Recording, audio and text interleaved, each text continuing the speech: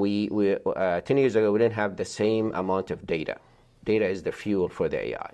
Number two, the hardware, NVIDIA, the H100, the H200, the B200, AMD, MX300, all those hardware never existed 10 years ago. So now we have a third, the algorithm that's used in the AI.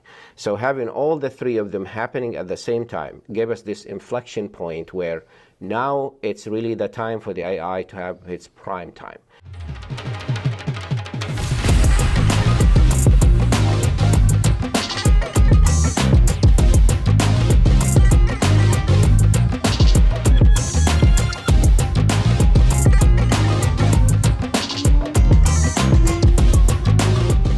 Do you think currently the AI companies, which are getting a lot of funding, how many you think percentage-wise are similar to that of dot-com bubble?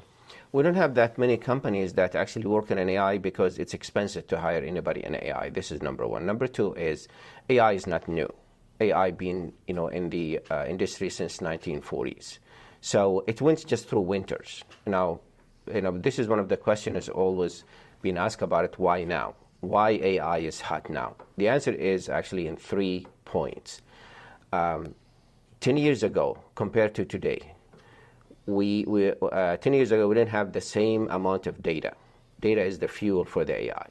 Number two, the hardware, NVIDIA, the H100, the H200, the B200, AMD, MX300, all those hardware never existed 10 years ago. So now we have a third, the algorithm that's used in the AI.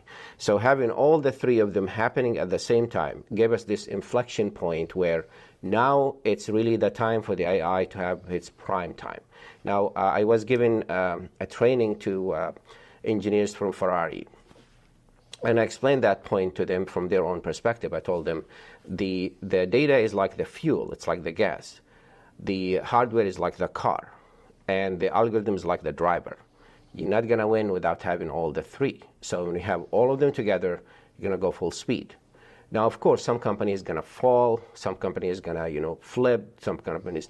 It's the nature of the Silicon Valley. The Silicon Valley has a very underlying rule, which is out of the 10 startup companies, 9 fail, 1 succeeded. So you want to be that successful company. And in order for me to say I'm going to start an AI company, I have to have the hardware, I have to have the data, and I have to have the engineers who understand. And this is very expensive to have. And nobody will give you that much money unless you have all the three components, and it's very easy to verify that. I'll give you a funny story. I went to Safeway this weekend, and I was looking for the toothbrush.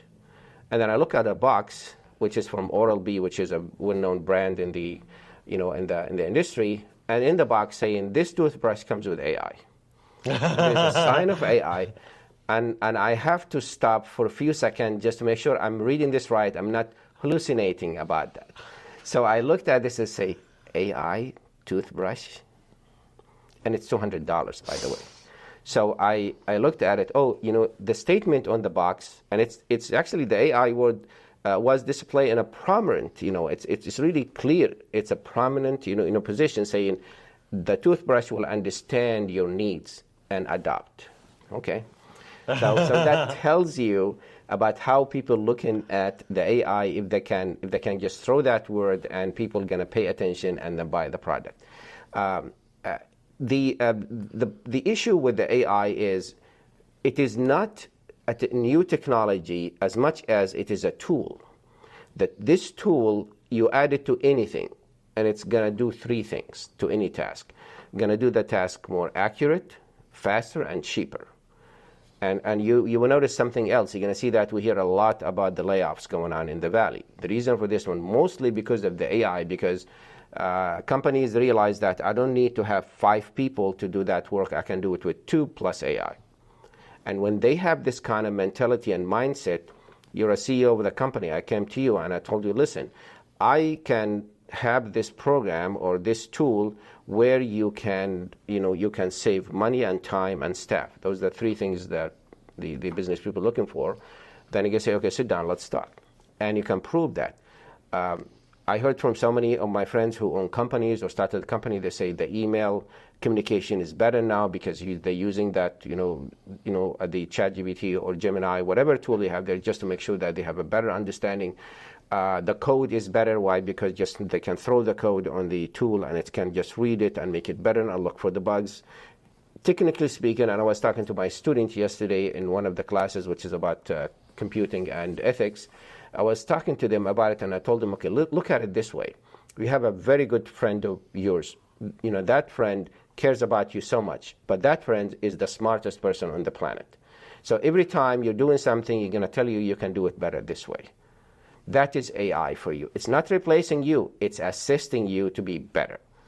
And the companies look at this one, they say, this is how we look at it. They say, I don't need 10,000 employees. I can go with 5,000. I will save in the space, the office space. I'll save in the salaries and the benefits.